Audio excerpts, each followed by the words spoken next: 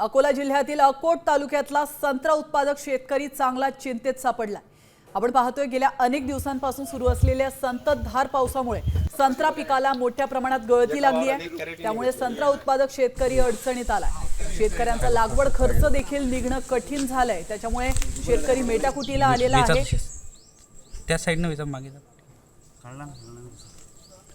आणि याचा संपूर्ण आढावा घेतलाय आमचे प्रतिनिधी अक्षय गवळी यांनी। पाहूया।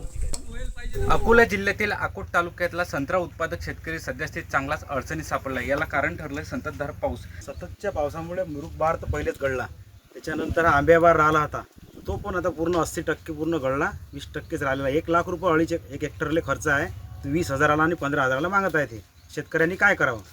शासनाने याच्यावर काहीतरी तोडगा काढून कर्जमाफी पण करावी आणि शेतकऱ्याला मदत करावी। जवळपास माझा 1 लाख रुपये खर्च लागलेला आहे आणि सर्व संत्र सततच्या पावसामुळे गळलेले आहेत। त्यामुळे 80% नुकसान माझं झालेलं आहे। माझा जो बांबू बांधण्याचा खर्च आहे तो पण निघत नाही आहे आणि संत्र्याची रेंज आहे फक्त 150 रुपये कॅरेट ते 200 रुपये कॅरेट, तर त्याप्रमाणेच भाव मिळत आहे।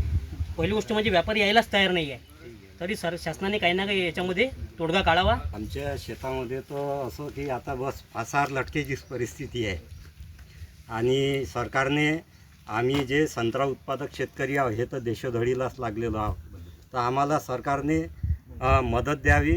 हेक्टरी 50,000 रुपये आणि आमची कर्जमाफी एवढं सरकार बोललं त्याप्रमाणे करण्यात यावी। अक्षय गवळी, साम टीव्ही न्यूज, उमरा, अकोट। आता isakal.com आहे देशातील नंबर 1 ची मराठी न्यूज वेबसाईट। प्रत्येक अपडेटसाठी isakal.com ला नक्की भेट द्या।